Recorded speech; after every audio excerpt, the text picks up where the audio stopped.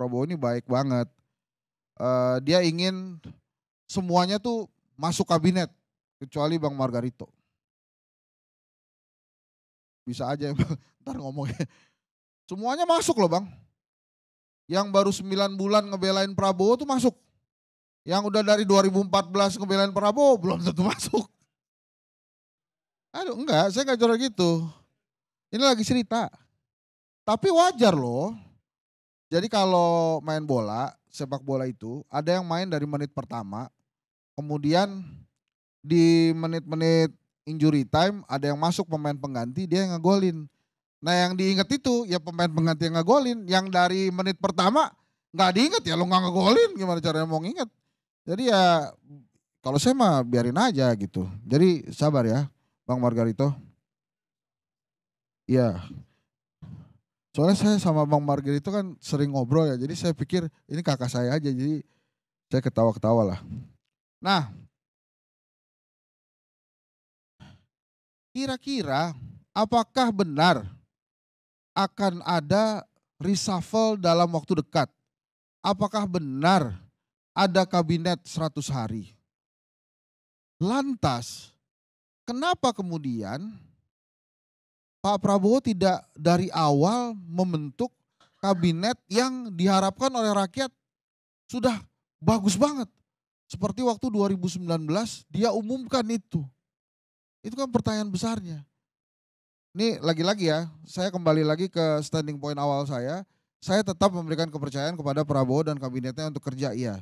Tapi saya nanya-nanya boleh lah ya, bertanya-tanya terus gitu.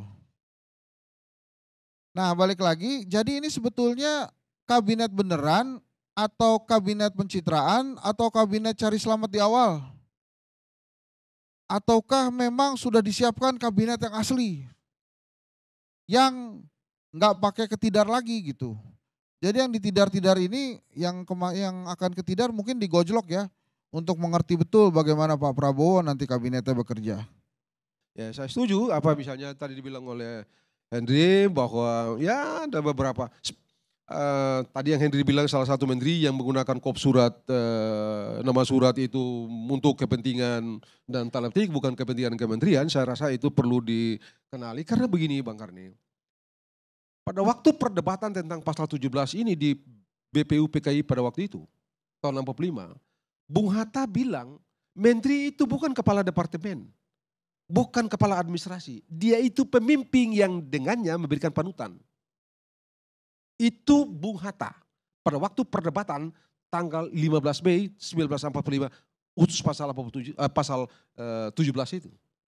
Menteri itu bukan sekedar kepala departemen, dia bukan pimpinan administrasi, tapi dia adalah pemimpin politik yang darinya memberikan panduan, memberikan arah, memberikan teladan, memberikan contoh.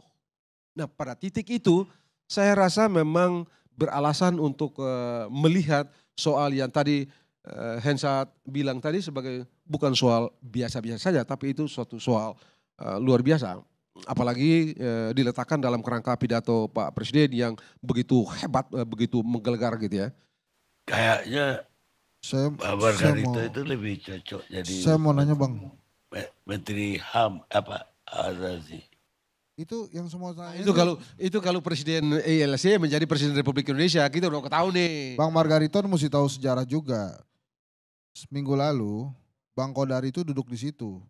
Kita sebut-sebut calon menteri, besoknya dipanggil. Jam 8 ini besok pagi tayang Bang. Jadi abang masih sempat itu terbang ke Tidar. Hen. Itu kan waktunya, itu kan sudah berlalu 1 minggu yang lalu kan. Ya. Ini kan 1 minggu sudah, kabinet sudah terbentuk, sudah diumumkan, sudah bekerja. Besok pergi ke Magelang pula lagi kan. Jadi Bang, mau besok kemana tuh lagi hari Kamis Bang. Abang mesti ingat itu. Besok hari Kamis harinya abang. Pak Bang Arni saya mau tanya boleh ya? Sebenarnya gini, ada beberapa kementerian yang secara komunikasi pemerintahan Pak Prabowo mesti menjelaskan ke masyarakat artinya apa dan ekspektasinya sampai di mana. Ambil contoh kementeriannya Kakak Pigai lah, Pak Nathanulus Pigai, Kementerian HAM. HAM-nya itu ini tentang pelanggaran HAM aja atau tentang pencitraan supaya bahwa Pak Prabowo memang care dengan HAM. Karena misalnya ya, HAM itu kan ada 30 kalau saya nggak salah tuh ya di PBB.